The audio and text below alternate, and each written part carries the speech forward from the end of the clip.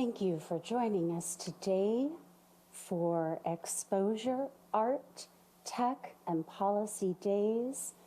We are coming to you live from San Francisco, and today is September the 12th, 2020. We are here live to explore the future of AI and music in our opening ceremony with featured guests.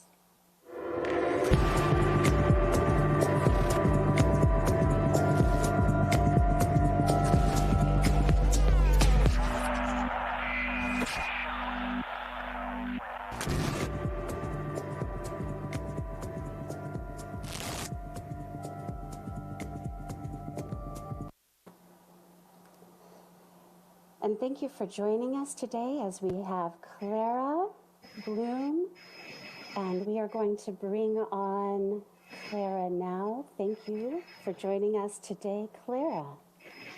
Good morning, Ivo. Can you hear me? Can you hear me? Okay, excellent. We're live. Yes. All right. So welcome to the Grid Exposure Art, Tech, and Policy Days. This is day 3, and we have a fantastic festival program in store for you. Join Michael Sherrata's workshop on Sketching Worlds in 360, hosted by Codame. 01 is hosting Santiago X with an interactive experiences. Oh man, I don't think people can hear me. Ivo, are we sure that we're live?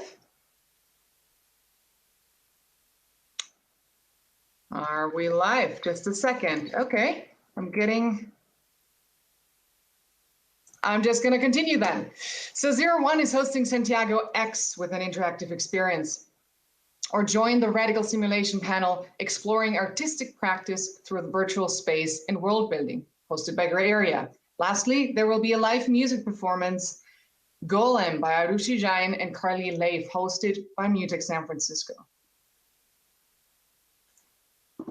Furthermore, part of today's festival program is dedicated to the intersection of artificial creativity, artistic practice, artificial intelligence, and policymaking. As the official AI Meets Music Garden Silicon Valley, Exposure is proud to have curated several events for this year's Ars Electronica Festival 2020.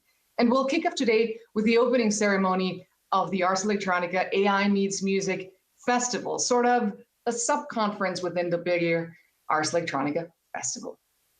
In collaboration with the STARTS initiative of the European Commission, this year's second edition offers deep insight into the latest AI research and artistic practice. We'll commence the AI Meets Music Festival with an opening ceremony, including opening remarks, 2 AI music performances by the Center for New Music and Audio Technologies at UC Berkeley. After that, we'll have a panel discussion on how to tame technology and create a global framework for tech regulation, featuring distinct policymakers from Brussels and California, as well as trailblazing technologists and interdisciplinary artists. AI Performally Teaches Tsunami will play on the Spring Spire, and we'll wrap up today's contribution to the conference with a stellar panel on AI and literature. But don't miss out on tomorrow's panel discussion about AI and music featuring OpenAI, Google Magenta, and the Ars Electronica Future Lab. And now, without further ado, holding the opening remarks of this year's AI Meets Music Festival 2020, I'm honored to welcome the artistic director of Ars Electronica, a true patron of the GRID initiative and new media artists around the globe, Gerfried Stocker. Hello, thank you very much for this nice introduction. I'm really flattered by the wonderful words that you found and humbled by it, but I'm even more excited about the wonderful project that Exposure and Grid put together as part of the not only AI and Music Festival, but for the Ars Electronica 2020 in general. And I think before I start to say a little bit about AI and music, AI Meets Music, which is the very particular focus here, let me give you some idea of this very special situation of Ars Electronica 2020. It is by now the largest Ars Electronica festival that ever happened in the 41-year history of our festival, which is quite remarkable considering the very difficult circumstances. But what we learned, what really paid off, what really is the important basis for this is large international networks and many, many years of working together with partners all over the world, looking for common ground in the field of art and technology, of art and science, residence program with artists and institutions from all over the world. This gave us the basis to put together now not just a Ars Electronica festival, but a network of festivals. It's almost like if all these 160 partner institutions, partner projects that were joining us, as if all of them are putting together, staging their own festival. So it's really a network of 160 festivals. And even here in Linz, locally, we have a much larger program that we originally intended. And I think what this shows in particular is not just, how great we are putting this together and how great you are joining this with all your wonderful contributions, but how necessary and important it is, in particular in times like this, to stay connected. We don't need separation. We cannot deal with this desolidarization of our societies that is going on in so many places all over the world, no matter which continent you are looking like. It is art and culture to support the cohesion of society, seeing how much energy, how much effort has been put into this project from so many partners, how excited also the audiences are, how welcomed our programs and initiatives are all over the world, is, I think, really a wonderful and exciting proof for especially this very important quality of art and culture. And I think even so, when we think about the role of science, and this is where we come when we talk about the wonderful program of AIxMusic, it is this collaboration with the science area, it is this collaboration with art and culture. And even for our science, there is nothing more important than people all over the planet staying connected, exchanging their ideas, their contributions. And there is this very nice word that we all heard already in recent years, that it might be an important strategy for the future to global but to act.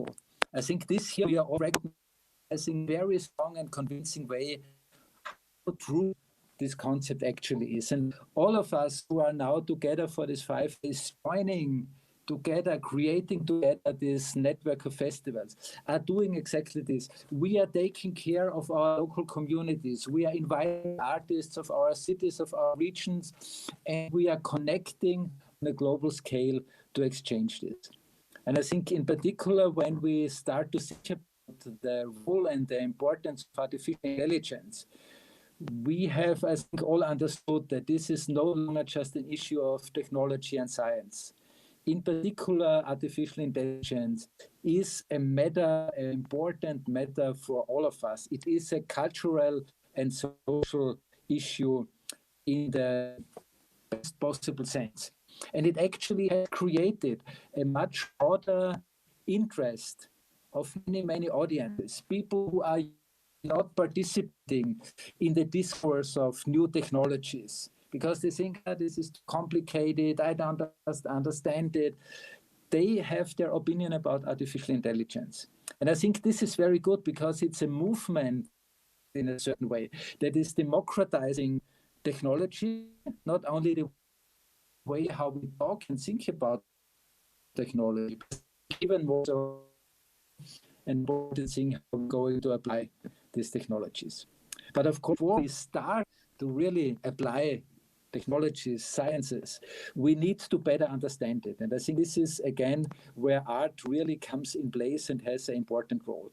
As a field of investigation, as one of the few areas in our society where we are focusing in a very strong and intense way on the value of the humans. We're often hearing now this term digital humanity. And I think this is much more than just the humanities using digital tools. It's a new approach to make sure that these technologies are not only serving the industry, but that they are really serving each of us. And when we think about, again, artificial intelligence, one of the very important things that are going on here is that we are shifting from the age of automatization, which is the clear paradigm of the industrial age, and has been most of the time still the paradigm of our early digital age that we have. Everything we did with computers before, we are now doing with computer. But when we look into this new era of machine learning and artificial intelligence, we recognize that there is a new quality appearing, which is autonomization. And you don't even need a very intelligent system and technology to make it autonomous, to give the system autonomous decisions. And autonomy is a really great word because it consists of auto and nomos, which means acting in your own name, acting in your own law. And so I think one of the most important things is to avoid that we hand over responsibility. Not only handing it over to technology, which would be very stupid, or to handing it over to artificial intelligence, but anyway, giving away. There's a very, very nice quote from the French president. He said, there's one thing that AI cannot do, that only I can do. And this is taking responsibility. And I think this is true for all of us. And by exploring the intersections of art and artificial intelligence, we can also explore the possibilities, but also the boundaries of the technology, but also of us as human creatures, as human beings. And in particular, when it comes to this very important question, what is left for us humans? Is creativity something that is really, truly only a human nature? Or can machines also be creative? Then we start, of course, to think about creativity itself. And when we think about creativity, we recognize that this is a very important driving force for society at large. We need creative people to challenge the society. We need creative people to make further developments that go beyond what we can see right now. And all these things is in the focus of the programs of artificial intelligence meets music, AI meets music, of this wonderful program that is so nicely and strongly supported by the European Commission. And I'm very happy that Roberto Viola is also with us in this meeting, because he is actually the true mastermind of this program. It was his initiative. He gave us this challenge and said, you know, why don't you think about a program that is really bringing together music and artificial intelligence? And now in the second year of this program, we have really a lot of fantastic activities. Just yesterday evening, our time here in Austria, we had a great performance by Ali Nikrang, who developed an AI system to compose music, and he invited musicians from different countries and areas, cultures all over the planet, from chamber music to folk music to experimental music, and they all were improvising with the music coming from the AI. And at the end, it was really a wonderful concert. The audience liked it very much, and I hope all of you will like our program as well. Thank you very much for your attention and the time that you gave me to introduce our program. Thank you so much, Gerfried. As always, you set the right tone. It's very inspiring to listen to you. I'd like to introduce another person now, our second guest, but perhaps some context. With the great exposure, we want to envision innovative ways to connect the worlds of art, tech, and policy, so that through this regular dialogue, we might envision new ways to positively shape technology at its core. And Roberto Viola is Director General of DG Connect, the Director General for Communications Networks, Content and Technology. It's the European Commission's arm, largely responsible for pioneering models of tech regulation, where both the EU and California are seen as a global standard setter.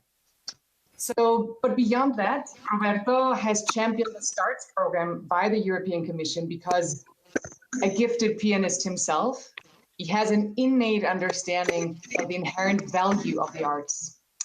And he sees the boundless potential of bringing artists together with technologists, because artists can work as communicators, investigators, futurists, propagators, and storytellers. So through the STARTS program, he has become a strong advocate for interdisciplinary models of collaboration between those silos that we work so hard to bridge: art, science and technology, and policy. So here today with us to hold the second keynote for the opening ceremony of this year's AIxMusic Festival 2020, Roberto Viola. Welcome. Thank you, Clara. Good morning, San Francisco. Good afternoon, Linz. It's really a pleasure to be in the opening panel.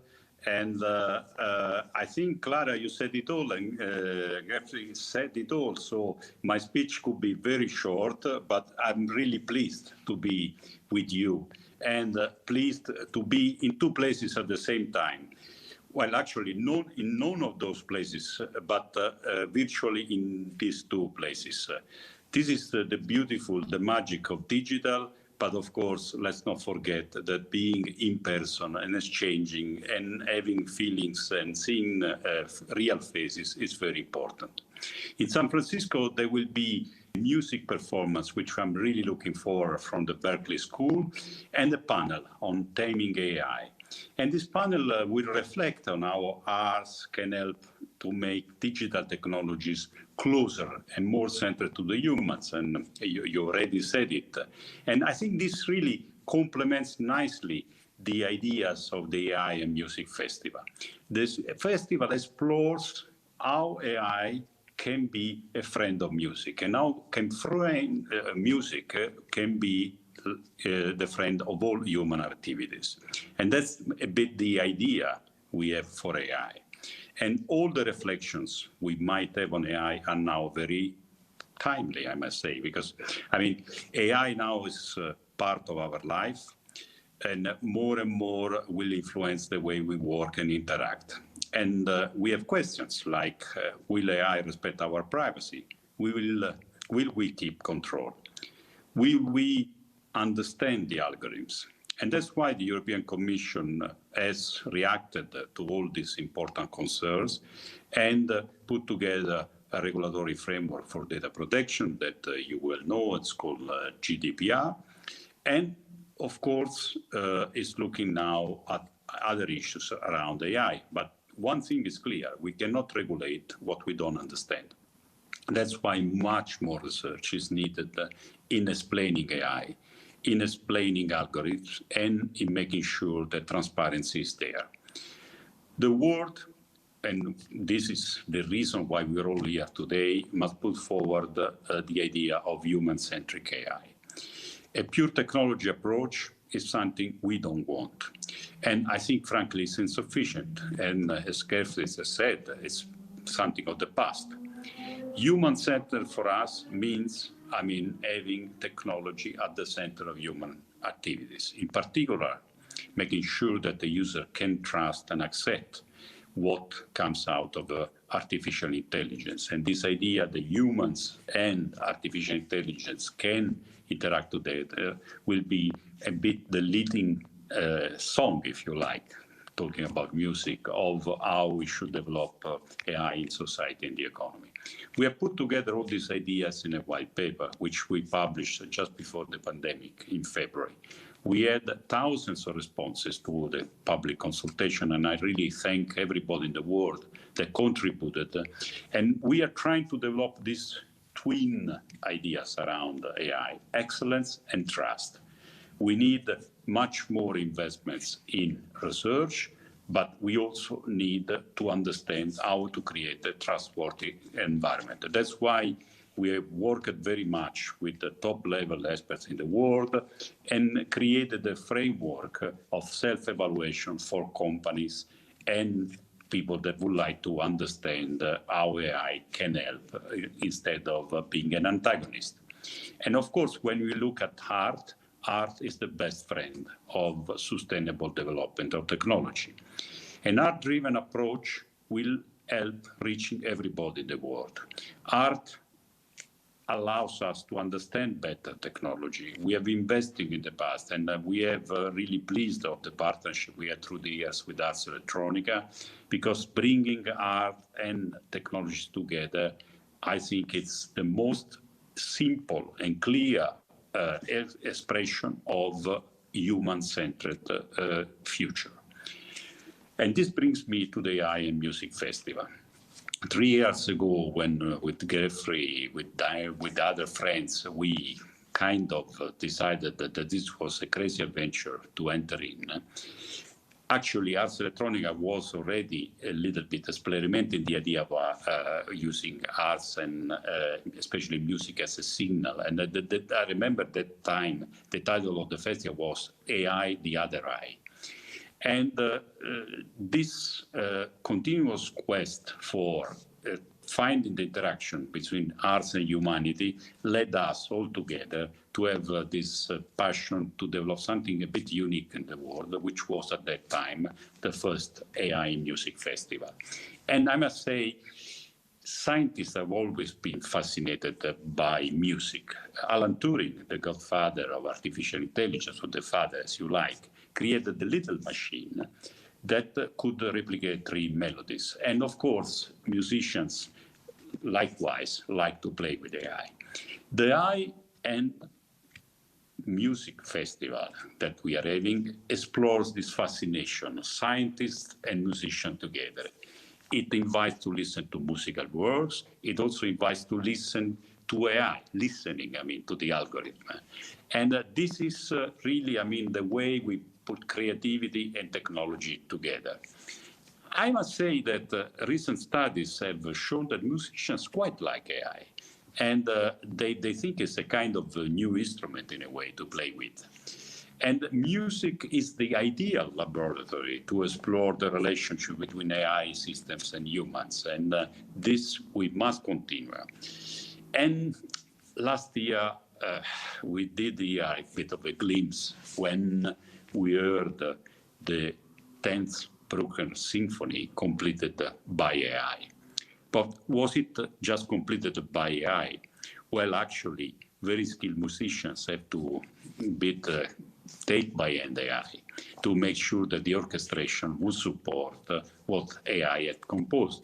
And the result was really interesting and in a way breathtaking. Maybe, not because we can say everything is top level like Bruckner would have composed, but this idea that you can really have a fusion between artists and music and algorithm was quite something unique.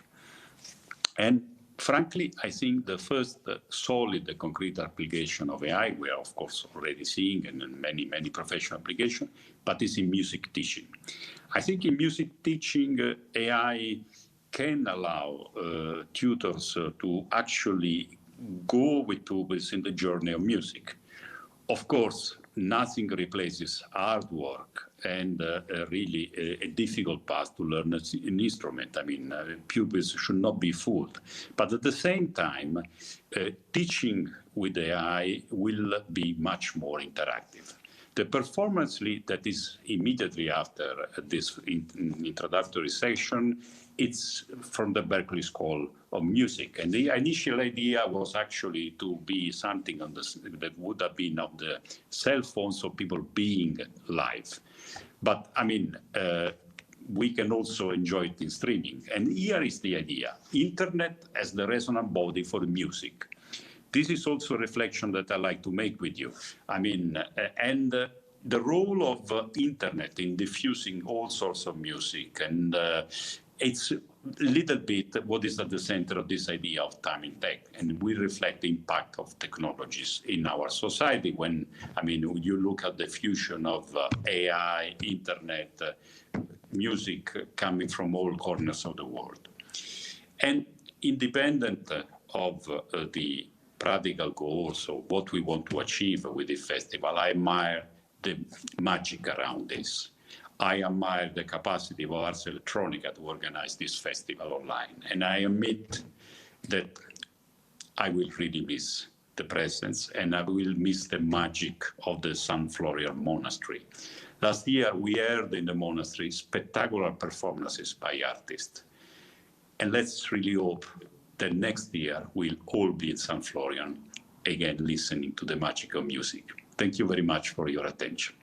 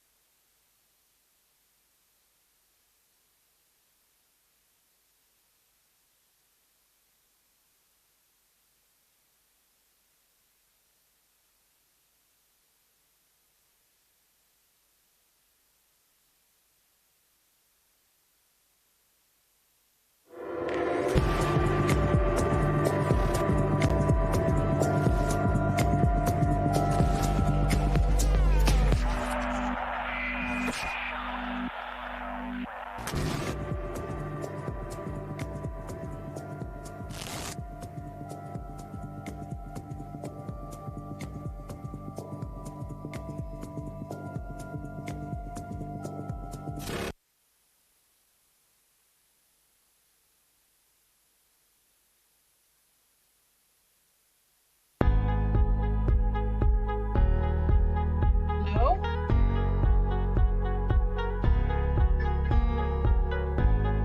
Hello, hello, hello, hello.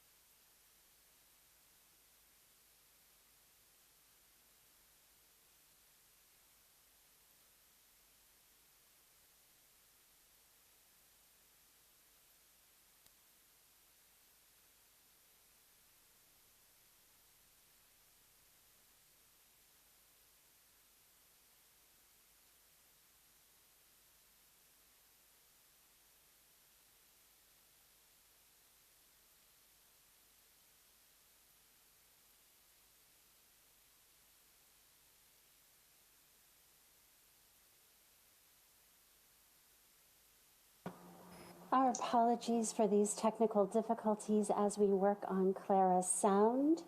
We are doing our best here to make sure that we get you a wonderful experience today. And we are going to be bringing in our performers. Clara, I think we hear you now. Okay, is that true? Test, 1, 2, 3, 1, 2, 3. I just heard you. Yes, I like that. I like the sound of that. So let's go. Okay, excellent. Well, hello everyone. Sorry for those technical glitches. The 21st century has some hiccups in store for us, but we're alive, we're connected, so let's go. AI meets music. I'm delighted to introduce to you Edmund Campion. Edmund is a professor of music and music composition and the director at the Center for New Music and Audio Technologies at the University of California, Berkeley. So hello, Edmund. Hi, good morning, Clara. Hey, how are you doing? I'm doing mediocre given that we have a 300 count air quality here. So happy to be locked inside. Thank you. Just right? And thank you for that preview, just to show everyone that we are live. Yes.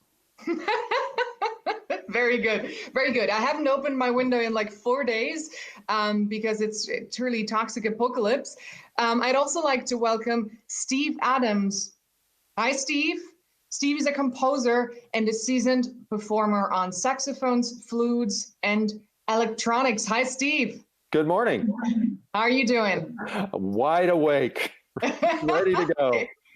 Excellent. So we're very, very excited about your performance. CINMAT is featuring 2 performances for this year's AI Meets Music Festival 2020. What a treat. The first piece, Cry, is performed by an improvising saxophonist, Steve, who interacts with a computer system simply by playing his instrument. So Edmund, you're the composer of this piece. Could you tell us a little bit about it and how it works? I sure can. Before I do, I just want to thank you, Clara Bloom and the Grid Exposure for the invitation to be a part of this really exciting and important thing for CINMAT as well. And I want to shout out to Mauricio Suarez Ramos at the Ars Electronica, the AI Meets Music.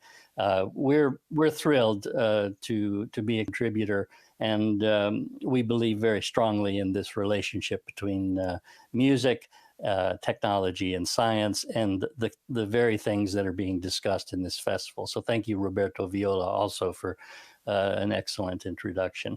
Finally, I want to reach out to the crew at CINMAT who has worked so hard in the last few days to make this possible, and that's Jeremy Wagner and Brendan West. So thanks to both of you. Now about Codame. Yeah.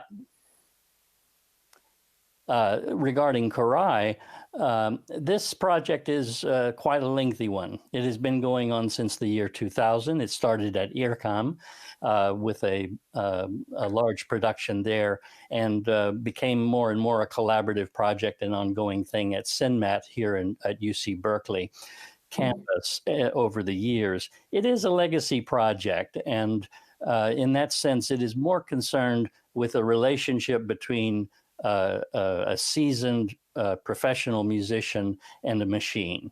And the mode of communication is the signal, and the signal is listening. So we have machine listening, and we have a saxophonist who does what great musicians always do, which is include the body and the feedback mechanisms of the response of the computer to help the machine do better.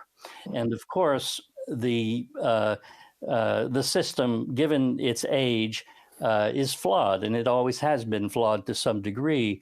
And that is also a part of our cultural picture as well, and continues to be, and one we have to be careful about. But in music, if you build in the error, as Thelonious Monk taught us, then you know that musicians can deal with it.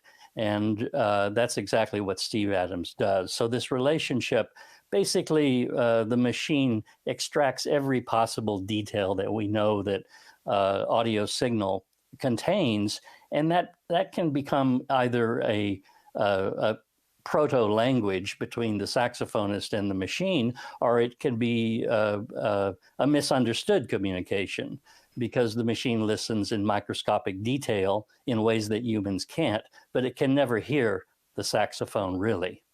And so it is up to the human to mediate the entire experience.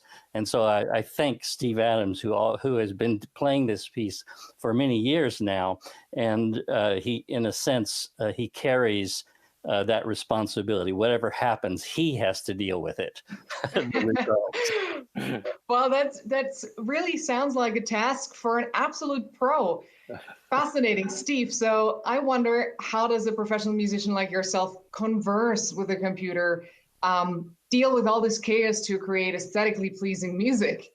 The story I tell about this piece is that the first time I played it, at that time I had a son who was 5 years old, and it was very much like asking him to do something, like, would you bring me my shoes? And he might bring me my shoes, he might bring the newspaper, and he might decide playing with Legos was more fun. So, the computer is very much like that. Sometimes there are a series of cues I play which are supposed to bring in different elements of the program. And sometimes they work, and sometimes they decide it's a good time to turn on, but from something I didn't realize was a cue. And sometimes they just don't turn on for some microscopic thing that I'm doing that I didn't realize I was doing. But the many years I have as an improviser helped me to deal with whatever the electronics turn out to be in any given performance, which is always a really thrilling and exciting experience. It's a really fun piece to play. Well, thank you so much, Steve. That sounds incredibly fascinating, and we can't wait to listen to this now. Mm-hmm. Ivo, I think it's time that we present Codame.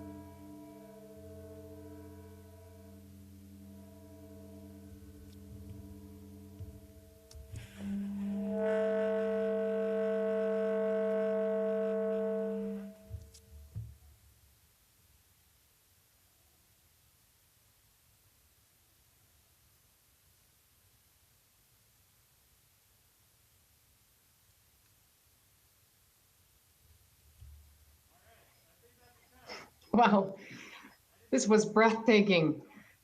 Beautiful. Really, thank you so much to Edmund and Steve. Thank you for this wonderful treat. We have another performance in store from CINMAT, the second contribution to the AIxMusic Festival 2020. I welcome percussionist and composer Andrew Blanton. Hello. Hi, Andrew. Good to have you on the live show. Yeah, it's good to be here. Thank you so much. It's our pleasure. So, Andrew, you're a PhD student working closely with CINMAT and an associate professor in the Cater Media Labs at San Jose State University. I'm really fascinated by your piece, Waveguide, and also especially in the context of this current pandemic. You're here today to perform Waveguide that you composed, but this work was initially conceived to send data from drums on stage to a remote server, and then through the audience's cell phones in real time, using the networked infrastructure of the internet as a resonant body for the drums. So I wonder, Andrew, how did you adapt this piece to the pandemic-induced state of isolation? Was it even possible? I don't know. I mean, it's really interesting to see how pieces sort of evolve and change over time as the context changes, right? And so when we had initially started formulating the idea for the piece, me and my collaborator at the time, Electronica, and I started thinking about this idea of like, well, we're all sort of locked into these screens all the time, you know, and this is forming our perception of reality, and how do we understand the world through these screens, and they're really creating these sort of blinders that are taking away the rest of our understanding of the world. And so we wanted to use that as an impetus to really build a performance piece that could have a synthesizer within that. And it also was working for a piece of distributed audio. So instead of showing up to a music venue and having to install like, 40 small speakers, we were thinking, well, if everybody's walking around with one of these, $1,000 computers in their pocket, why not leverage those to create something interesting? So the idea and one of the concepts of a waveguide is that you inject noise into a set of delay lines, and then by changing that delay line, you can change the pitch of sound. So by sending data from my drums to like an Amazon EC2 instance and then back into the audience's cell phones, I was trying to get like a resonance out of the internet as a resonant body, for sound, and then talking about sort of the role of AI in our lives and the role of these small computers, this ubiquitous computation everywhere in our lives, sort of thinking critically about that space. But what ended up happening was that the internet was really efficient, and I wasn't able to get so much variation. So I ended up building in variation and building in these sounds. Well, that turned into a synthesizer that was based in the web browser. And the synthesizer, actually, I'll ask everybody, the audience, to go to andrewblanton.com /node.html during this performance. We were going to do it live at CINMAT, but because of the smoke, it sort of threw a hiccup into our whole plan. So I'll be sort of controlling myself today as something of an avatar as you see it. But hopefully I'll be able to still perform the interactive web elements for you as well. So I think, you can see the address there. Again, andrewblanton.com /node.html, and that .html component is important. And if you see a white page, you might have some firewall restrictions. So you can try a different network or a network through your phone. But yeah, it should work. We'll find out. Should we try it? Yes, this is exciting. Let's do it. You should see a bunch of triangles as well as a sound that comes out the browser. So we'll get started. Thank you.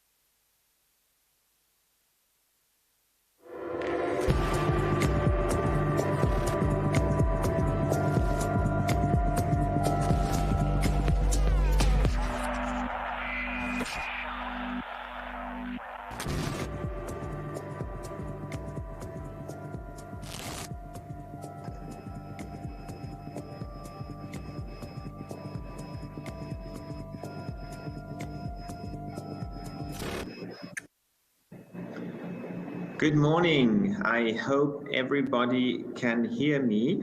I would like to welcome you.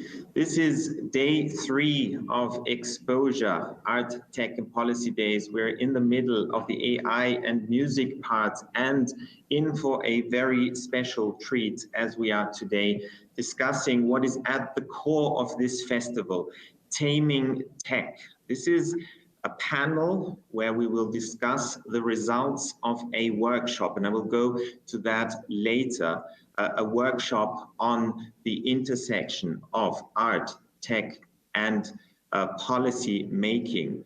And what would happen if we break up the silos of those 3 areas and bring artists, policymakers, and technologists together in order to create a framework for a better technology? That was the question which we asked ourselves 2 days ago as diplomats, policymakers, and technologists and scientists. And last but not at all least, artists, in order to tackle some of the increasingly obvious challenges, but also opportunities we have as a society. And I'm just getting a message now that the sound might not work. Could I get some message if the sound is working now? Okay, so I can hear, I get a message that I can be heard. That's excellent.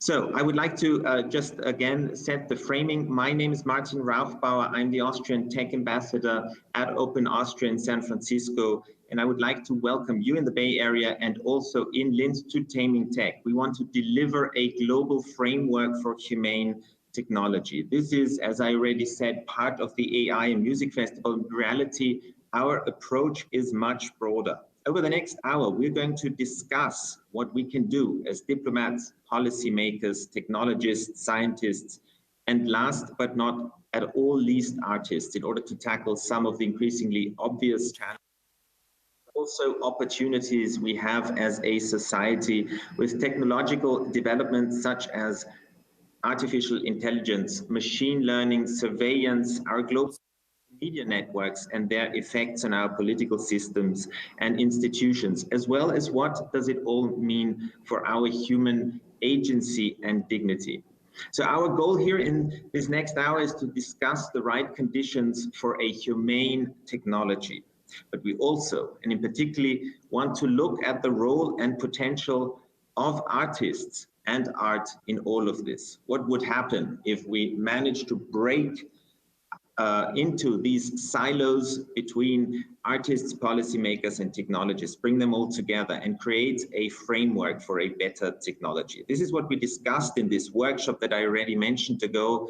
And the workshop was designed by a number of important institutions, the Center for Humane Technology, Open Austria's Art and Tech Lab, the Grid, which is behind this festival exposure, Ars Electronica, in Linz, and we are today live to Linz, and also Beaux-Arts in Brussels, and it was supported by the wonderful STARTS program of the European Commission. I want to say just a word about STARTS. It's driven by the conviction that technology combined with an artistic viewpoint also opens up valuable perspectives for research and even business opportunities through a holistic and human-centered approach, just as we heard before the Director General of DG Connect of the European Commission, Roberto Viola, mentioning the role as of art as a catalyst. So we want to discuss the findings of the workshop today and have gathered a fantastic panel where we bridge Europe and California, Silicon Valley and the arts,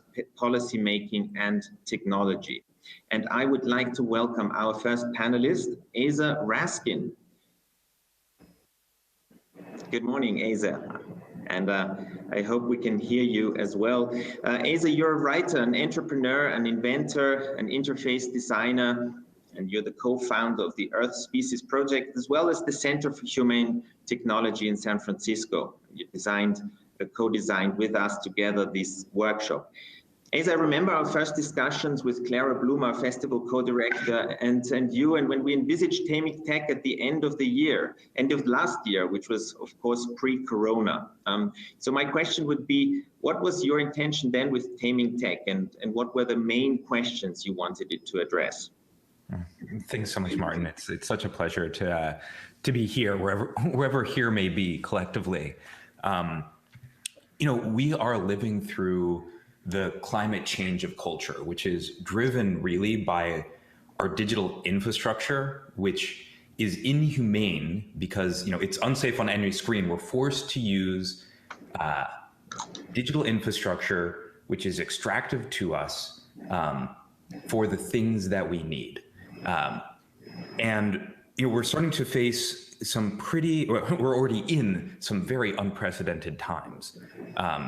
Where technology is increasing its ability to cognitively dominate us. There's a kind of accelerating human hackability that we're feeling from all corners. Everything from CRISPR on the biological side to the intense amounts of extremism, polarization, mental health issues, loneliness epidemics. These are all things caused by our social operating system, our digital infrastructure. And, you know, it's not necessarily a bad thing that human beings are, in a sense, persuadable. We could create the conditions in which our values are aligned with the incentives of our systems so that we can, you know, have an extant species, because all of the biggest problems that we face are these kinds of collective action problems. But instead, our information environment, because it's optimized for surveillance capitalism that is stealing as much data about us as possible to build models about us that then leads to behavior capitalism, where our behaviors and our psychologies individually and at scale are manipulated and exploited for profit.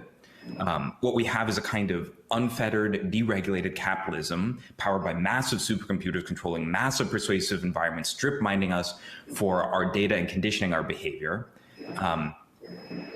We need a new kind of protection for human agency and dignity.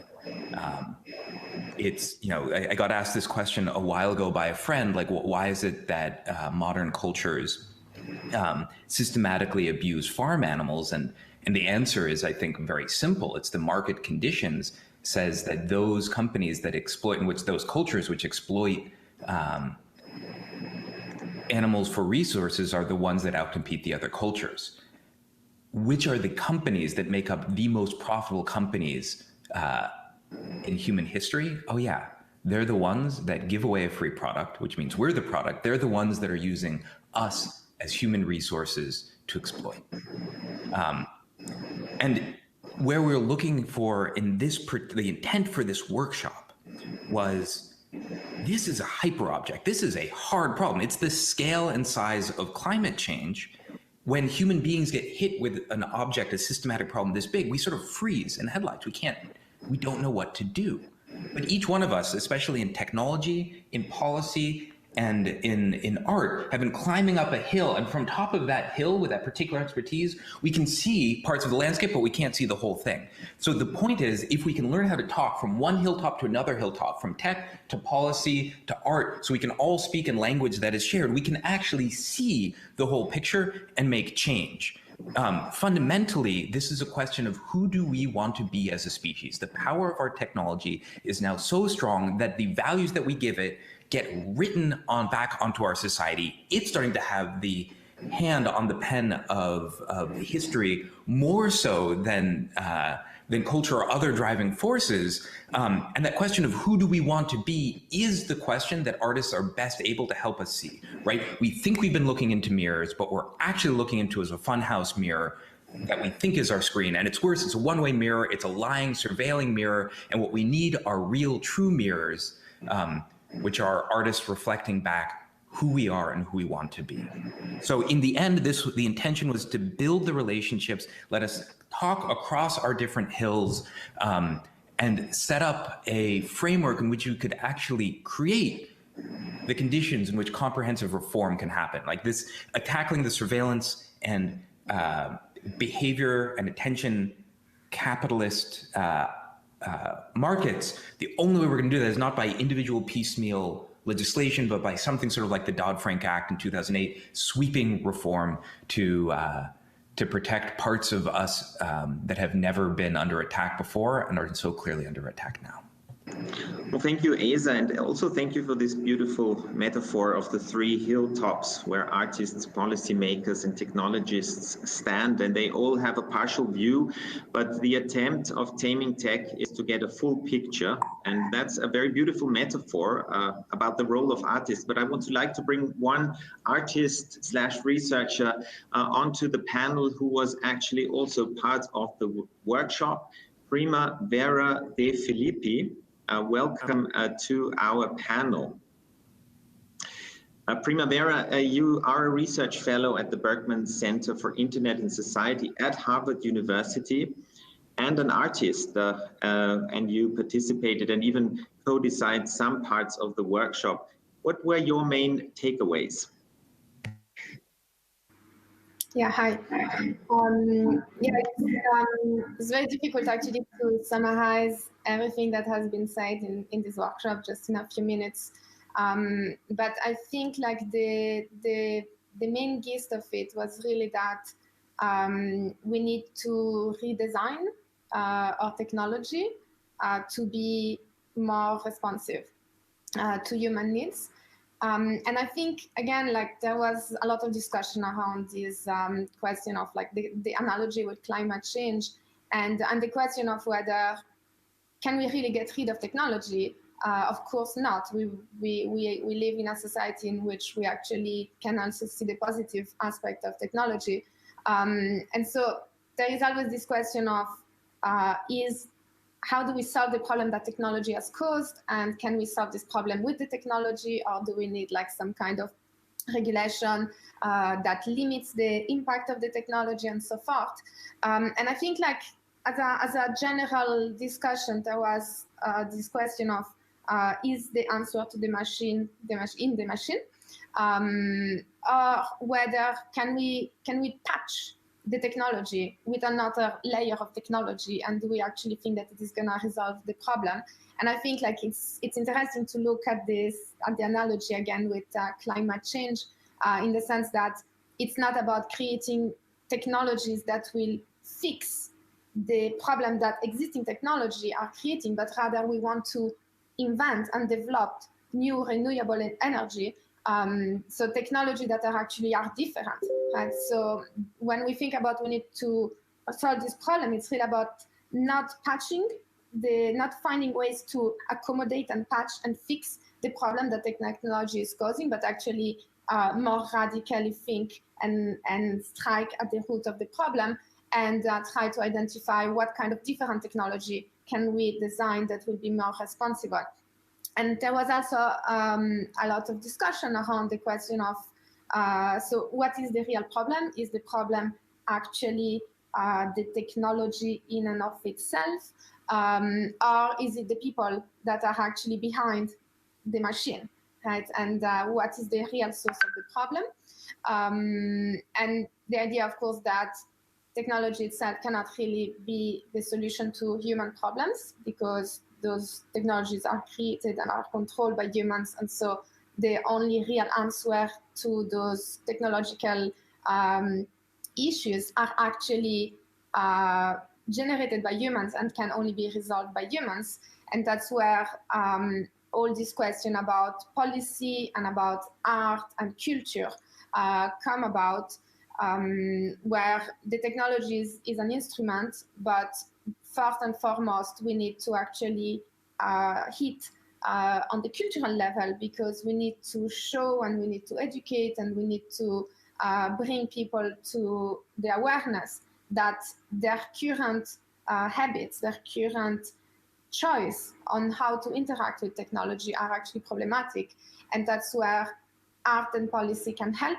And art, especially because art is really this kind of what is really shaping the culture, and then policy come later to endorse what the cultural existence actually is.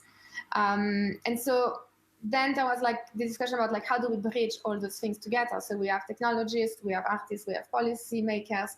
How do we converge? And it's interesting because there is already quite a few tech artists, but we definitely don't have a lot of policy artists. Yet we had one at the workshop, which was fascinating. And I think we really need to encourage more artistic creativity in policymaking as well. Like trying to push the boundaries, trying to really take risk and be creative and do something that perhaps is not the most conservative manner of solving the problem.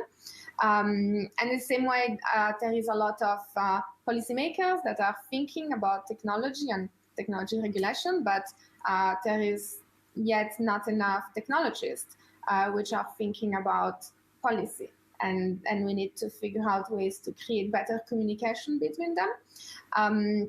And just to conclude, I think like what's really important, it's easy to find those bridges between policy and tech and art and policy is already a bit more difficult, but really finding platforms in which the three of them can actually communicate with each other is actually fundamental. And I think this workshop was actually really successful in finding the common language between those three different groups and creating this cross-pollination that can actually inspire the work of each other. So we need radical solutions because there are some serious issues that we talked about in the workshop and that we also will talk about a little bit in this panel. And we need artists because they basically shape cultural values, which is one aspect that you said. I would like to ask you a little bit more about the role of artists and reacting a little bit to what was said earlier in the opening remarks by Gerfried, this power of artistic thinking and coming up with solutions also to technological problems. The art is catalyst between these two worlds. So can you talk a little bit also about the role of artists concretely in those different processes? Yeah, I have a strong opinion on that because I'm trying to play that role personally. I'm an artist, but I'm also a lawyer, and I'm also somehow a tech geek. And so I've been like all my life during my artistic practice, I've been trying to use art in order to, because I'm a legal researcher on like, technologies that are appearing, but yet we need to understand prospectively how do we regulate them and what kind of policy can we draw around them. And so all my artistic practice has always been to bring something that is almost there, but is not there yet because no one has actually brought it into life yet. And yet it's extremely important to start thinking about it now in order for being able to understand and have a more constructive policy around them. And so to me, the artist has an incredible advantage, which is the artist is actually free from constraints in the sense that the artist can actually do things and push the boundaries of what's possible. It can innovate beyond anyone else because it is not bound by specific constraints. So for instance, an engineer is bound by functionality, right? So if I'm an engineer, I need to make things that work, that are functional, that are scalable, and so forth. And so there is a limit. Like when there is a new technology that comes about, there is a limit to what I will be able to do as an engineer because there is a lot of things that will fail, and so I will be limited in my actions. In the same way, if I'm an entrepreneur, well, of course, I can experiment with technology, but I'm constrained by this concept of return on investment. So I need to make sure that whatever I do will be commercially viable. And so obviously this limits a lot the type of innovation and the type of experimentation that an entrepreneur can do. Policymakers or lawyers, of course, they are bound by this concept of, well, what the law can do and what today and how the law can evolve in a way that it doesn't break things. So there are all those constraints that are kind of limiting the realm of actions of pretty much every sector. except for artists, because actually artists, their only constraint is to do something that doesn't exist yet, and that doesn't really make sense yet, because that's what makes them avant-garde. And so in my artistic practice, I do a lot of research on blockchain technology, and so I try to bring into life what might sound like science fiction when we discuss it, but by actually creating an object and that people can interact with that object, then people can immediately understand what it is about, because they see it happening in front of their eyes. And all of a sudden, then it becomes very easy for policymakers, for lawyers, etc., to actually understand the issue without having to delve into the complexity of understanding how the technology works. And at the same time, those things that are being made by artists can also inspire technologies and entrepreneurs, engineers to move towards in that direction, because they saw that it's actually possible. They wouldn't have done it themselves because it's too risky, but once it has been shown and it has been experimented and the artist has pushed the boundaries of what's possible, then it creates this type of inspiration towards the others. So to me, like, the artist is kind of, in terms of innovators, the artist is the one that can push as the most extreme whenever there is a new technology, show what is possible, show what is not possible, and on the one hand, help entrepreneurs and technologies to actually be more radical in their innovations, and on the other hand, help policymakers foresee and envision beforehand what are the possible evolution of a technology, and start understanding through the art, but also predicting or preparing at least the ground for those type of technology. Once they will be implemented by the tech world, how should they be regulated?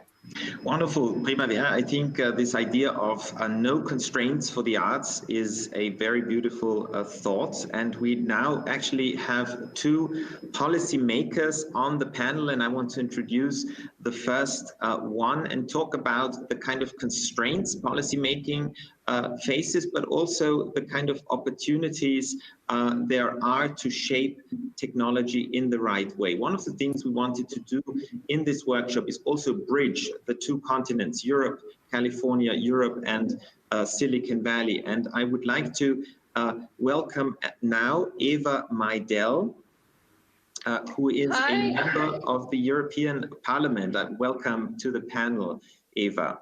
You are a Bulgarian politician and member of the European People's Party fraction in the European Parliament, and you work there on digital industry startups, and you've also recently been appointed as a coordinator and speaker of artificial intelligence.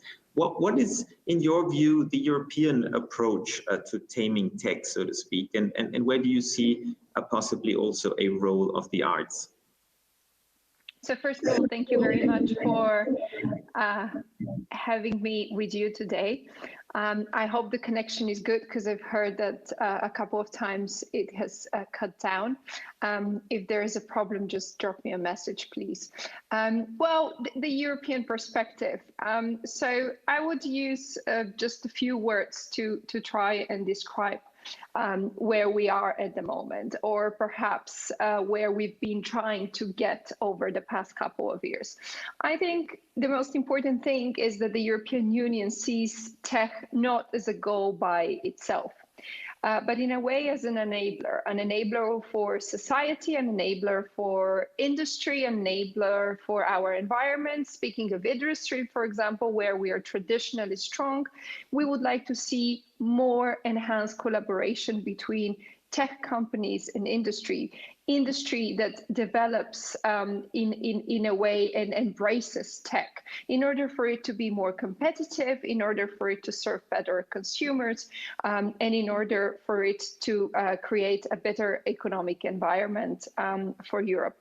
But in order for us to do that, we've understood that there has to be trust in the technology that's being used, whether that technology is being used to reduce pollution, whether it's solving a societal problem, or is making industry more competitive, or where simply a customer is using and a consumer a certain technology herself.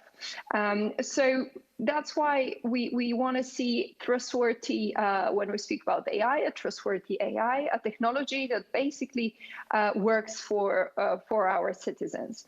In practice, that would mean that we will work towards increasing the trust of ordinary citizens, not necessarily the ones that are tech savvy in technology. Because over the past couple of years, new technology has developed very fast, and citizens have not got acquainted so well with the way this technology has developed. And I don't personally think they have to know all the details, just like if policymakers are supposed to regulate, they don't need to be coders before that. But it has to be done in a way that there's trust. And what I mean is, again, it's not about citizens, being scientists themselves, but when in a certain product there's not enough trust, this is when citizens back away from it. And if certain technology has been used to produce that product and to enhance it, then citizens will be not so trustworthy towards this sort of technology. And this also creates issues and problems for policymakers. Because I know that today there are a lot of bright minds that are working on a software, for example, to reduce CO2 emissions or so on.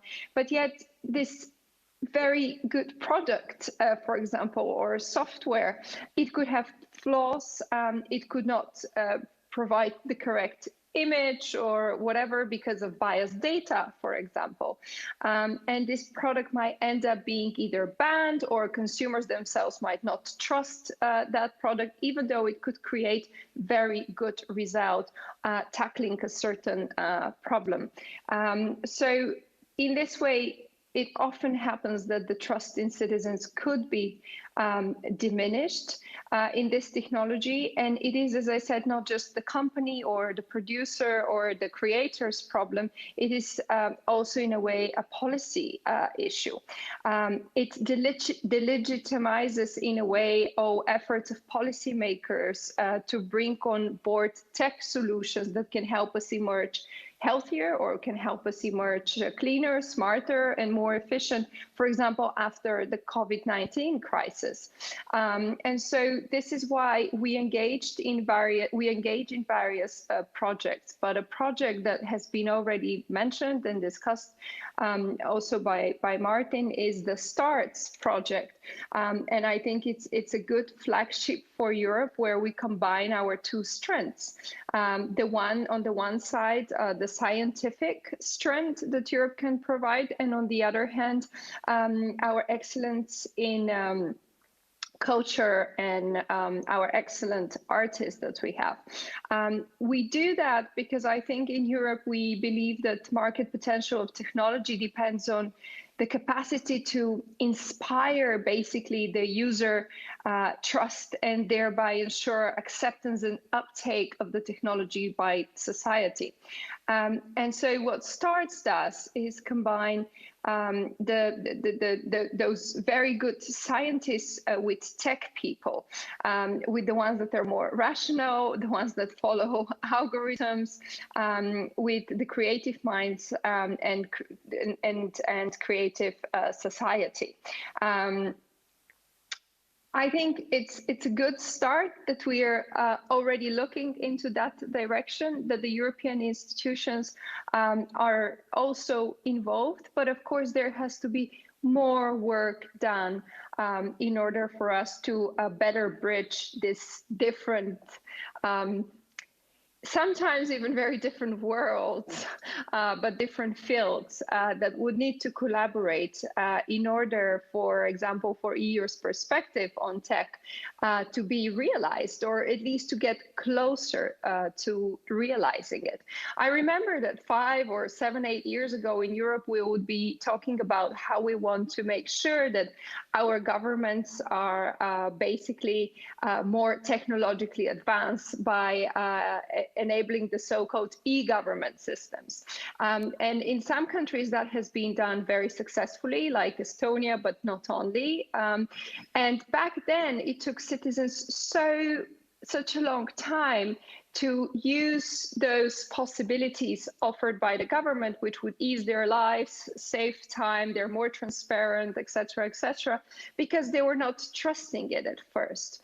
Well, now we're at the point where there's so much technology around us that if citizens do not trust it enough, they don't believe that it's enough trustworthy that they could buy it or use it, it could impede the development of societies and of our economy as well. Wonderful. Eva, very, very important, the issue of trust, to regain the trust, to gain the trust, to maintain the trust of our citizens. Trust also is an important element for innovation in itself, as we know, and of course the role of artists. Maybe they have a special role in gaining trust. They are a trusted mediator. And I want to discuss this now on the other side of the Atlantic with another policymaker that in some ways has been engaged in legislation that in some ways runs parallel to a lot of European efforts. California State Senator Bill Dodd in Sacramento. I would like to welcome you to our panel. Thank you very much, Martin. It's really great to be here with all of you and these great co-hosts and for convening this very important conversation. Thank you, Bill.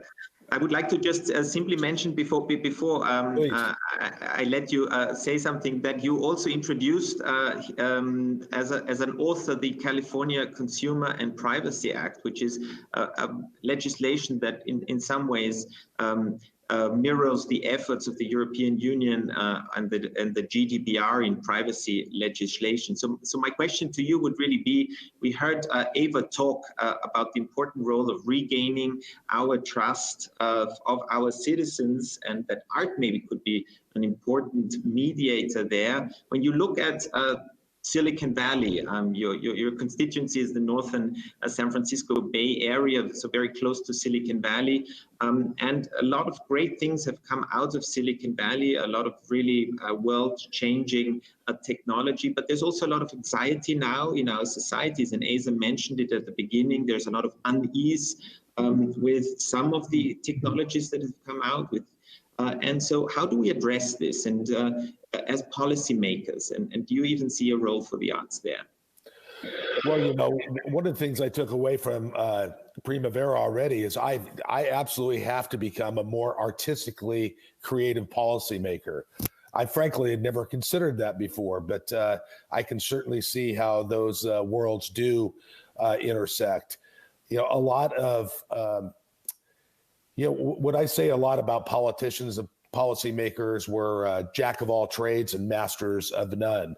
But yet when something comes our way, as important as this policy is, we have to become more educated and reach out. And I think the mountaintop analogy was, really, incredibly astute. And frankly, that's what we did with Alistair McTaggart, who I think is, in the United States has been the one major force that has created the ability for us to be able to have something, get this bill passed, because he had an initiative that came forward. That initiative was something that industry was very, very concerned about, but yet, we have our constituency that, obviously needs to be protected. We heard, that at the beginning from Asa. And so it's something that the hybrid of being able to have that initiative, being able to work with the policymakers, me and Senator Bob Hertzberg, Assemblymember Ed Chow, we were able to work together, bringing these people together to try to do a better job. Thank you, Bill. And I think what is very, very clear is that there's a lot of activities going on between Europe and California, a lot of similar efforts when it comes to shaping technology, maybe even taming technology. And I think one of the outcomes of the workshop was also certainly that we need to include the humanities. We need to include art thinking and human-centered technologies into that discussion, and bring some of the efforts that are happening in Europe together with a lot of the efforts that are happening anyway in Silicon Valley, so that they reinforce each other. But I would like to now bring in another aspect of policy making and welcome to the panel the Vice President of European Government Relations at Microsoft, and a former colleague, a former career diplomat, and the first tech ambassador of the world. You used to be, until the beginning of the year, the Danish tech ambassador. So you were engaged in tech diplomacy, bridging a lot of issues between your country, between Europe and Silicon Valley. And now you are kind of on the other side with Microsoft, which is a big and important global leader when it comes to regulating technology, when it comes to bringing human rights into the discussion. And you're now based in Brussels with dealing with a lot of European efforts shaping artificial intelligence. I would like to make your take on our discussion so far, that there needs to be something done, that there are a lot of challenges. Asa named them at the very beginning, a lot of anxieties, of course, that politicians are dealing with their citizens. But then there's also hope. There's also this idea of humanizing technology through the arts, of bringing in the artists into the research labs on the one hand, into maybe even policy-making circles on the other hand. What do you think a big company like Microsoft, that certainly is a leader on the front of research and development on many fronts, could do about that? Yeah, no, thanks very much, Martin. I don't know if the sound is working here. I'm dialing in from a very small hotel room in Rome, so apologies both for the background and also the sound, but it's a pleasure to be here. And let me also just begin by congratulating you on your own new position. I think it's so important that we have more European countries doing what you're doing, Martin, and I'm really proud that you're carrying forward the work that we were involved in the past. Listen, I think, listening to the conversation, I think one very, very important aspect of what has been said so far is, a degree of humbleness, regardless of what part of the side of the table that you represent. And I have made the transition going from government to the private sector. I think I've taken my values and my views with me. And I do think that even before COVID-19, but certainly also after COVID-19, it's crystal clear that one of the important responses to COVID-19 and an important response also to the recovery is going to be the use of new technologies, digital platforms, etc. And I think that raises the bar for the kind of responsibility all of us will have to show. And I think also that applies for a company like Microsoft. It's one of the reasons, it's no secret that I joined Microsoft, because ultimately I believe that it's a company that has shown a way forward in terms of leadership and acknowledging the kind of influence we have, and therefore also the kind of responsibility we have for making sure that privacy is upheld. I would even add sort of human rights, fundamental democratic values. It's something we have to make sure that we protect with our technologies and with our platforms. And I think one of the ways of doing that is in fact, what you're doing, Martin, and I think what Asa, Bill, Primavera, but also what my very good friend Eva mentioned before, and that is to make sure that we have bridge builders on all sides that understand the opposing views, and making sure that we bring those views into our conversations. And fundamentally, I'm a very, very big believer in sort of multi-stakeholder approaches to everything we do, whether it's some of the difficult issues that we're facing right now. Cybersecurity, unfortunately, is something that will not disappear. Governments can't do it alone. Private companies like Microsoft and others cannot do it alone. We have to make sure that we really collaborate in a multi-stakeholder and multinational framework. And similarly, I think when we talk about the role of arts, Again, what I would say is that I do think we need to bring to the table a lot of humility and also a lot of acknowledgement that ultimately this is about trust. Ultimately, it's also about making sure that we have transparency around the new technologies, that we adhere to sort of the trends, the concerns, the opportunities at the same time. Because one of the interesting questions I get all the time is, it's horrible in Europe how dependent we are on these new technologies, not least as we try and respond to this global pandemic. And I do also, as a European, really understand where that's coming from. The only thing I would say back is, can you imagine a world where we didn't have access to 21st century technologies? It would have been very difficult for us to respond in a good way. I think, unfortunately, more jobs would have been lost.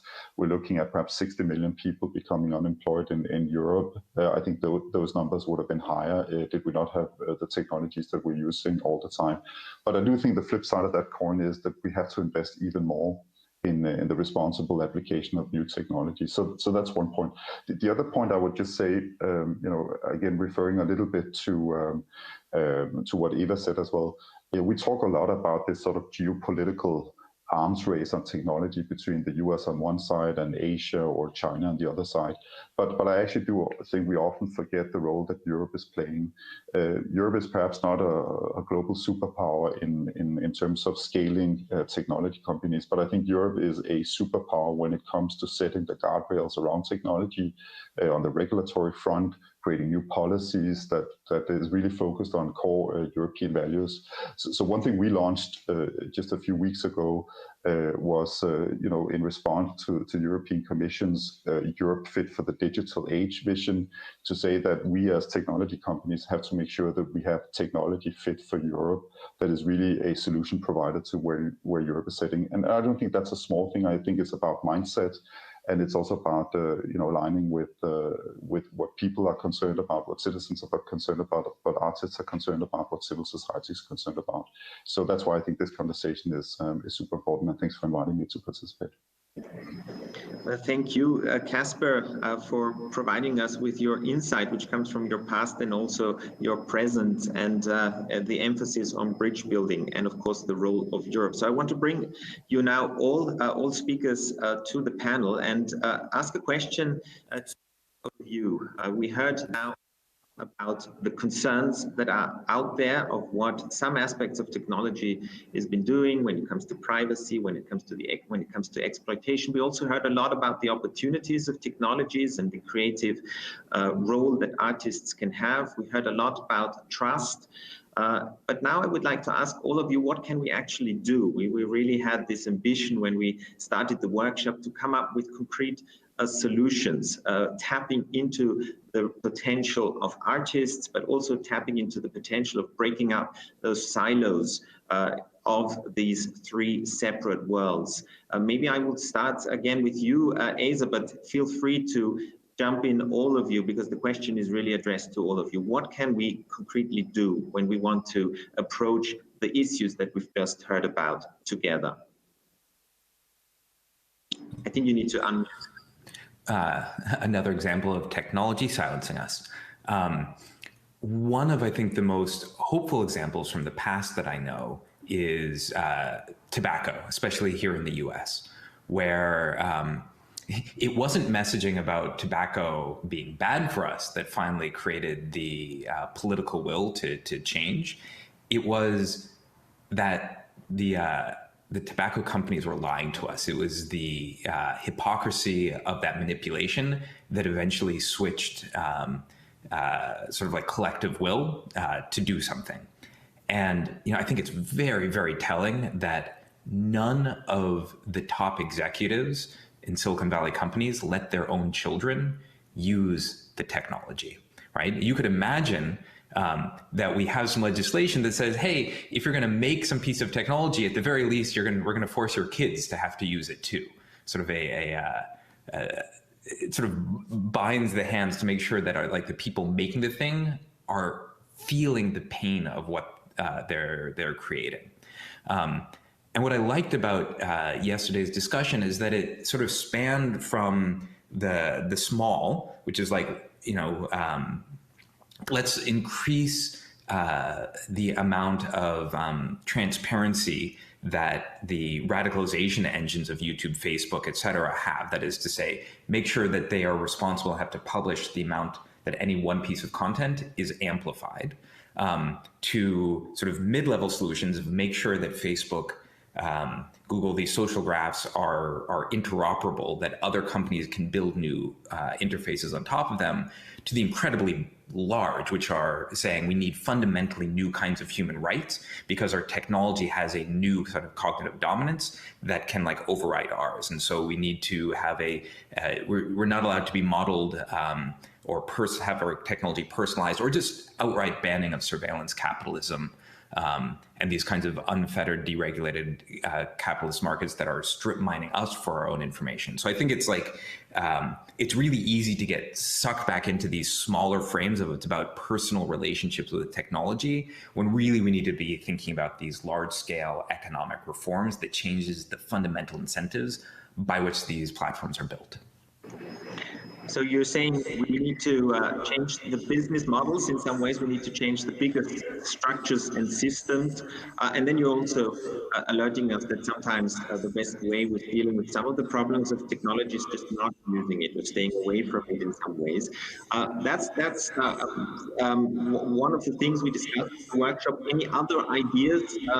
Would anybody like to react to what Asa just said? Maybe I'll start with you, Primavera, and a little bit to you as well, the question, what do we need to do in order to bring those three worlds together to work on viable solutions? Yeah, so to me, like, I was actually very happy because after the workshop yesterday evening, I managed to see the Social Dilemma movie, which made it like a perfect cherry on the cake. And I started thinking about like all the discussion we had during the workshop and things like that. And I think this is like this, there's this very difficult thing in creating human-centered technology, which is that on the one hand, it means that we need to understand humans in order to actually create technology that is centered around them. And on the other hand, the people that actually study humans, they also need to understand technology. And this is also like a very difficult discussion and communication to have. And it seems that right now, the few people that actually have both of those skill sets that understand humans and technology are the ones that are using technology to manipulate, like the persuasive technology people, right? So it is possible, and actually the fact that we have this dominant cognitive monopoly of those technology over our mind is actually due to this, like the understanding humans and understanding technology together can create something very powerful.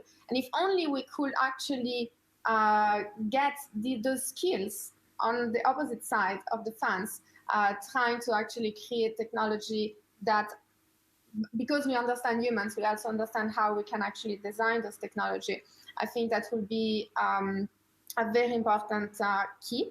And a second thing, so that's one thing, and the other one that also came out within the discussion in the workshop is the idea of, again, like how do people, like how do individuals actually get to hook off those systems, right? And it's really difficult because they are really addictive, because we actually love what they are giving us in spite of being fully aware of, well, not everyone is fully aware, but even those that are fully aware of the problems, they still get hooked because of the benefits. And so how do we actually create a culture around that? And how do we actually create these like social norms by which, whether it's related to privacy or whether it's related to like human agency and so forth, but basically how I should be aware that using those technologies is actually harming myself and is actually impinging upon my own privacy. But I should also be wary because having my friends or anyone within my social network using those technology is also affecting me negatively.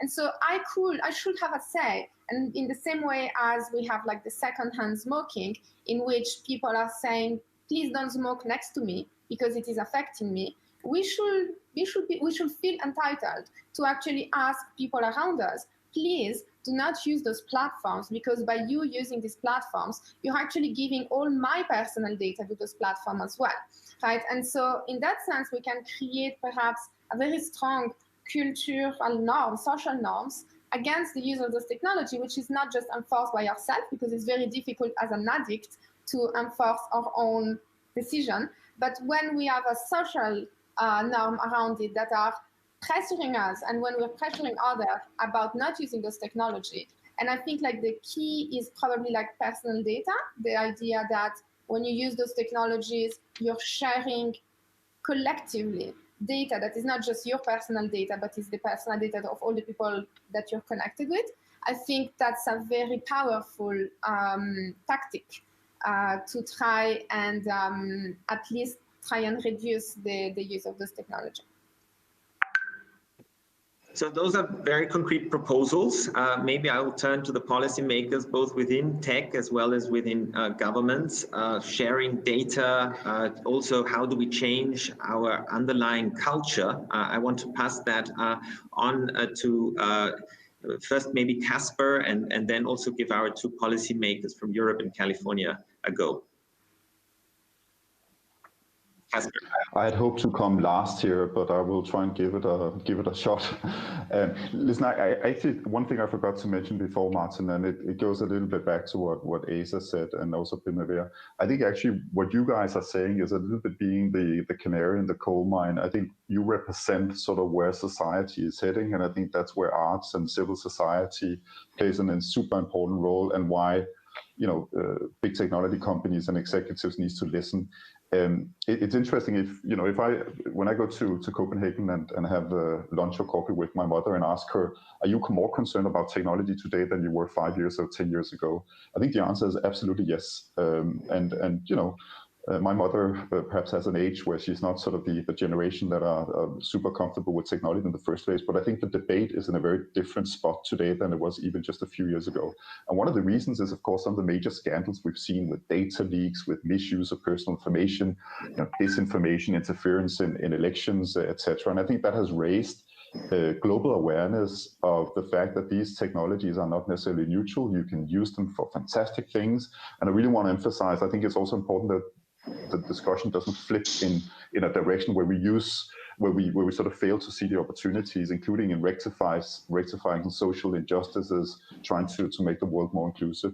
But it has certainly raised awareness that we have to make sure that technology is not misused. And I think that's a shared responsibility. And I want to come completely clean in saying, that's something I think, the company I work for has said very clearly from the beginning. My boss, Brad Smith, had made this, statement several times and saying, we have an enormous responsibility in making sure that we roll out on our platforms that adheres to the highest standards in any way, form. But I think we need to continue listening. I don't think I've met Asa, but I've followed the work of you guys from the very beginning, not least when I was in the Bay Area.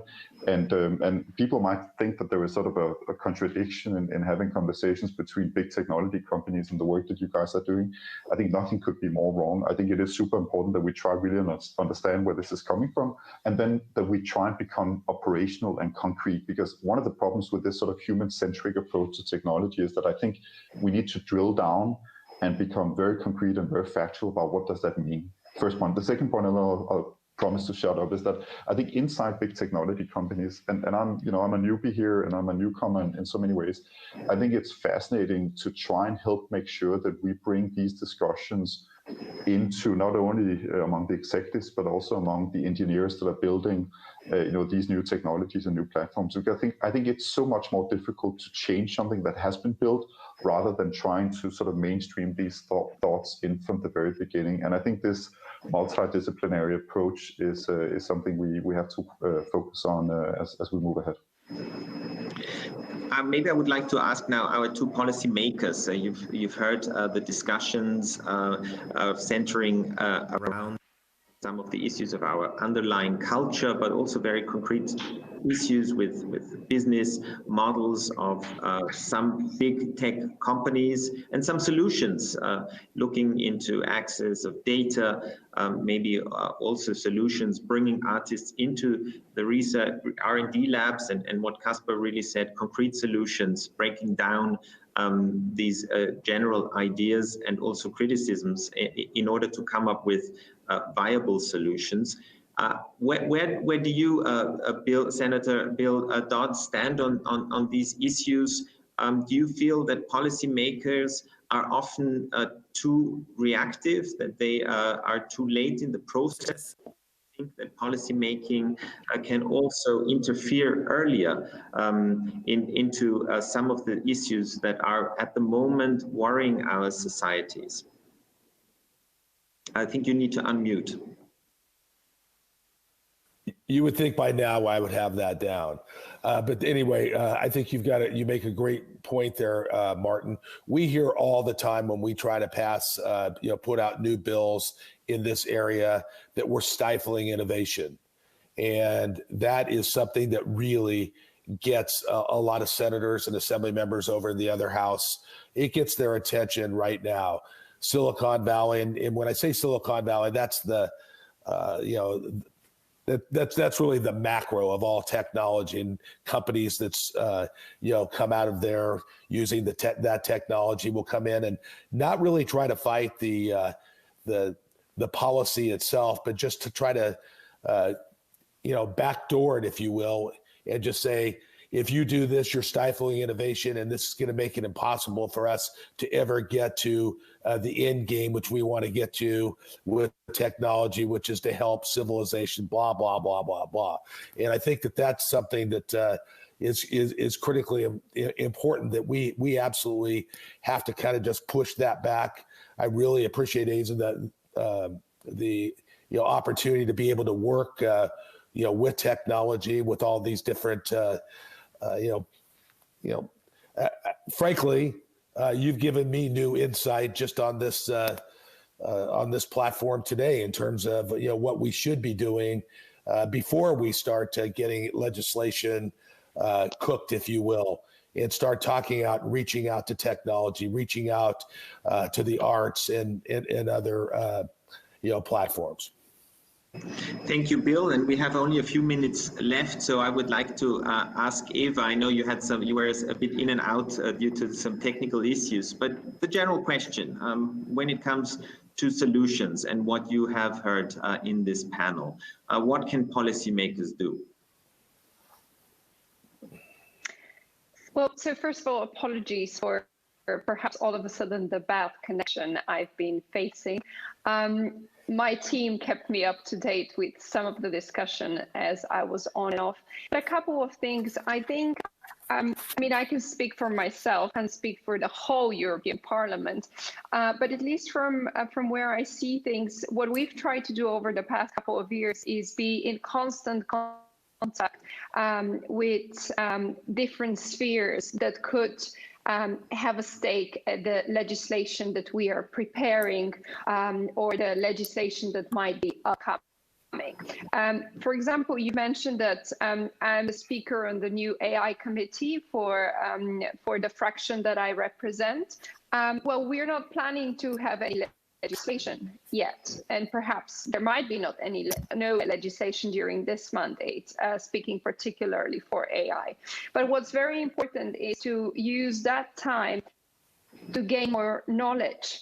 I think that I am not an expert, but I try to understand and get to know as much as possible from as many as possible representatives of different areas that could broaden my knowledge and an understanding. Because I have to say that, and I'm a firm believer that regulation can create innovation. And when I say that, I don't mean that we should regulate absolutely everything, because very often when we create certain type of regulation, we can in a way stifle innovation if we do not understand what we are regulating. So yes, indeed, Europe is a regulatory, in a way, superpower, where it understands it has to come in and set the standards straight, like in data protection, for example. But I think we need to take a little bit our time when it comes to the fast, developing technologies for us to better understand them and not jump into very quick conclusions. One could argue that sometimes we've been delayed with legislation, and in this way, the trust of citizens have become lower in a certain, product or in a certain technological development field. But in the same time, it is a well-known fact that institutions are reactive very often and slower. So one thing I would like for us to see is to open up, not to think that we know best, and to create more spaces and ways for policymakers to interact. And this is why, I'll go back to that STARTS project, because I think this should not just be a flagship that we have to advertise and say this is a great project. We need to be way more involved. In order for us to understand. And it's a different type of policy making, I dare to say. And many of my colleagues are perhaps not familiar with that way of operating. But I think only in this way we could actually make sure that we deliver on the point of protecting citizens and consumers, but on the other hand, being able to create innovative and new solutions. So I hope I think we have to unfortunately wrap it up now. We have to unfortunately wrap it out now, but there's very, very important points. We need to all open up the STARTS program, a fantastic way to go. Also, of course, the grid has really that as its intention to bring together and open up these different types of policy makings, internal as well as external, as well as bringing artists into the research labs as well as into policy making. There was a great panel. I want to thank you. Good evening back there in Europe, and also we're kind of in the middle of the morning here on the West Coast in California. Thank you so much all for your time. I think there were some very, very important discussions that made us advance in this quest of taming tech, bringing together art, policy making and technology in search of a humane technology framework. Thank you very much, all of you, for joining us.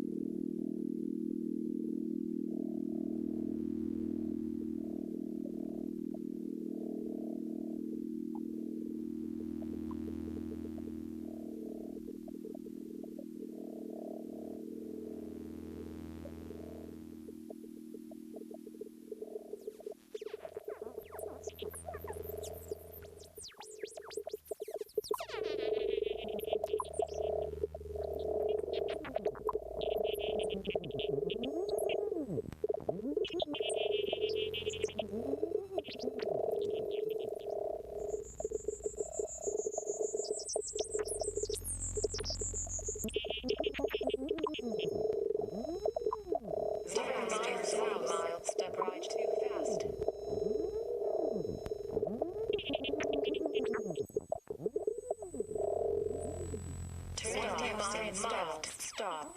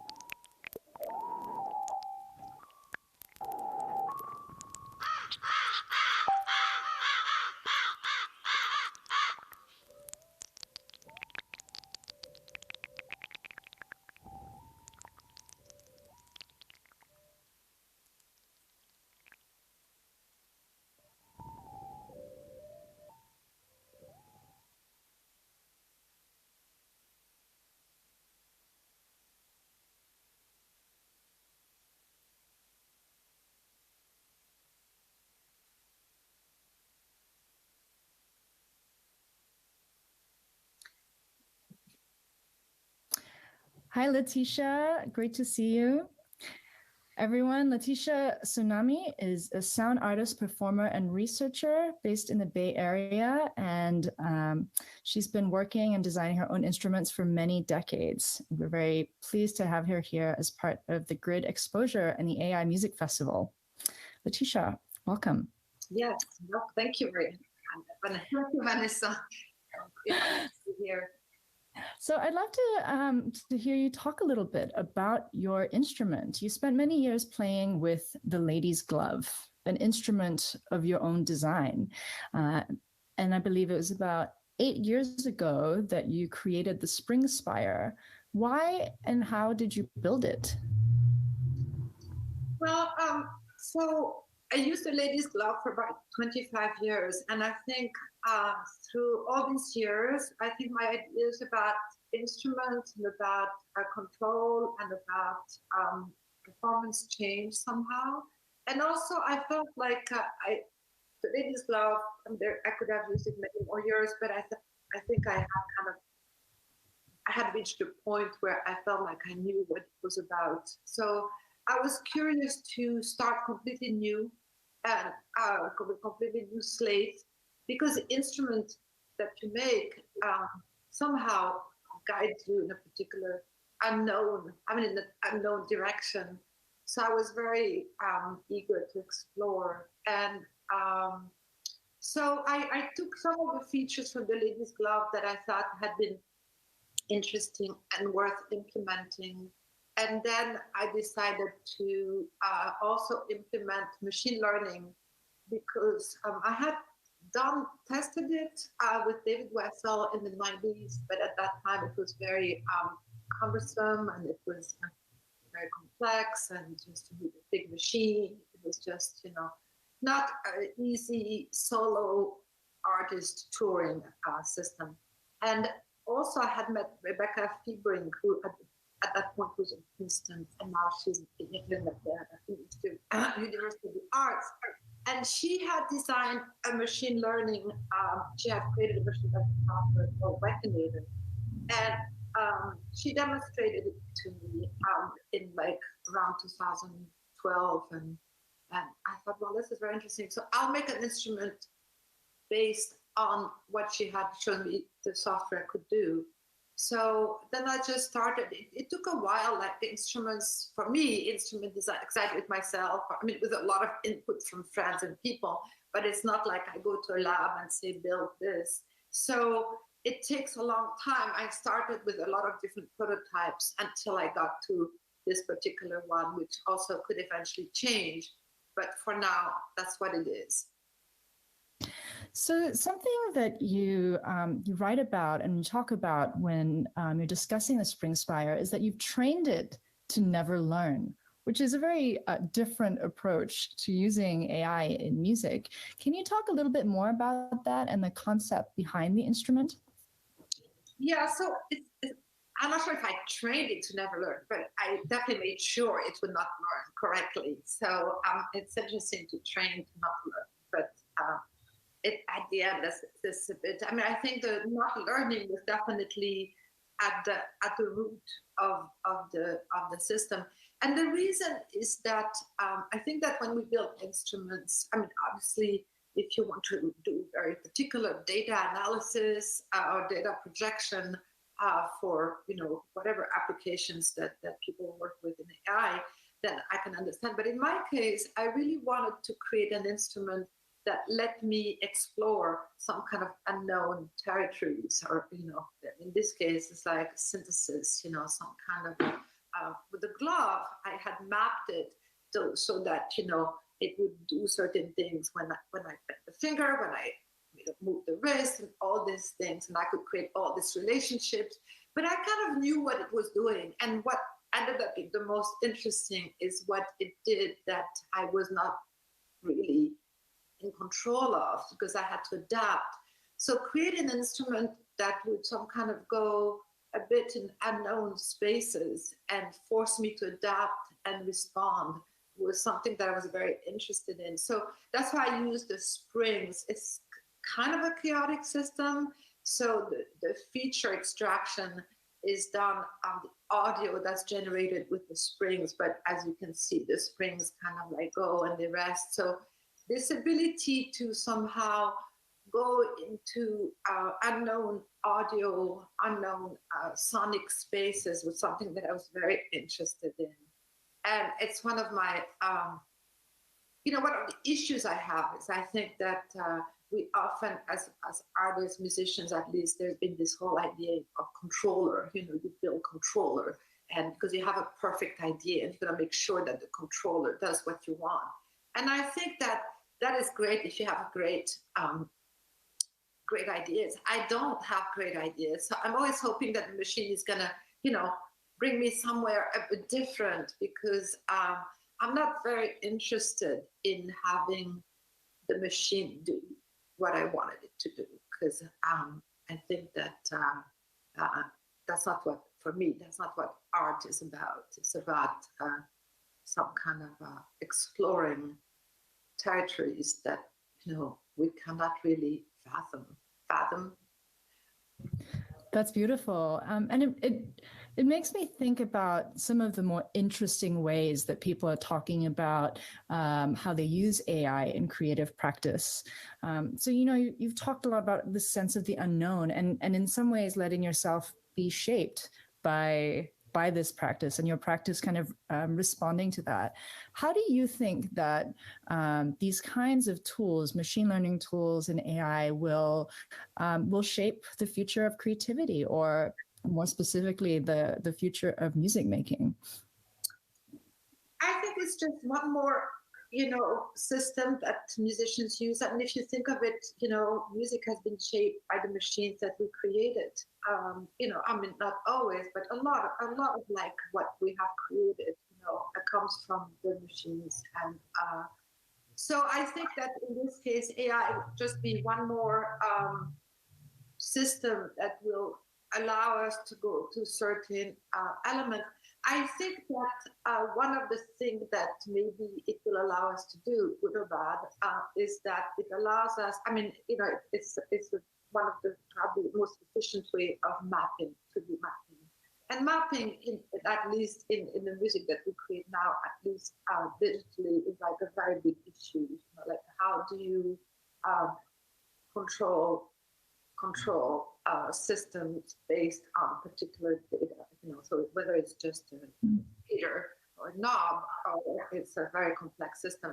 So the fact that machine learning can use very large amount of data input to control a large amount of output without one this does this does that, this does this, but creating a much more kind of a global control.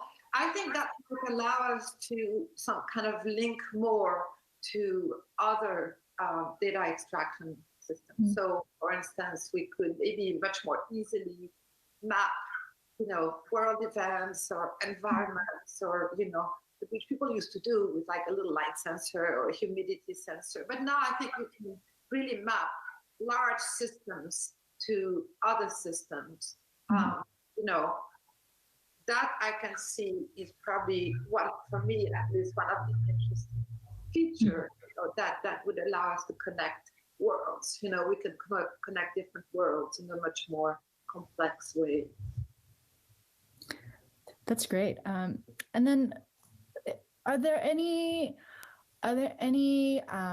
ideas that you have, or recommendations, or wishes that you have for, based on your experience, how you would want people to integrate these systems or use AI in creative practice? Well, I always hope people are not going to use it to control. I mean, I think the whole idea of control is just so passé. But I think that people really want control, and that's puzzling. It's like you find it on all layers of society, the desire to control. And I think that in my case, I would hope that people who look into AI go into much more opening it up to some kind of unexpected, results. And so, that's one of the things I would hope, is that don't use AI as an afterthought, to use it as the building, block for exploration. Not like, oh, you did your whole thing, you have all your ideas, and oh, now I'm just going to implement AI so that I can control all these things. I would hope rather, like all machinery, all machines, all tools that we create, see what it can do and open it up to unknown spaces, So that's something that I think I would really recommend. Now, there's a lot of other issues with AI that I, obviously, like a lot of machines that we use, I think have implications, that do you close your eyes to this idea of AI as being somehow again very prevalent in society to extract data and control, society. How are women and AI? How does that relate? How is like all the relationship AI to to again control of people's life. So it's a question I have. I think that I haven't really explored it enough at this point and how to implement it in the work that I do. But I would kind of like think, how blind can you be, use a system that has a lot of different applications. And you can go, well, no, I'm just using it to make cool synthesis, No, it's, so that's a part that I'm still, questioning on how to relate to the furthest, the broadest implication of using. Great. Well, I think that's a thoughtful and provocative note to end on. So thank you very much for your time, Letitia, and looking forward to the work that you create with the Spring Spire moving forward. Yeah, thank you.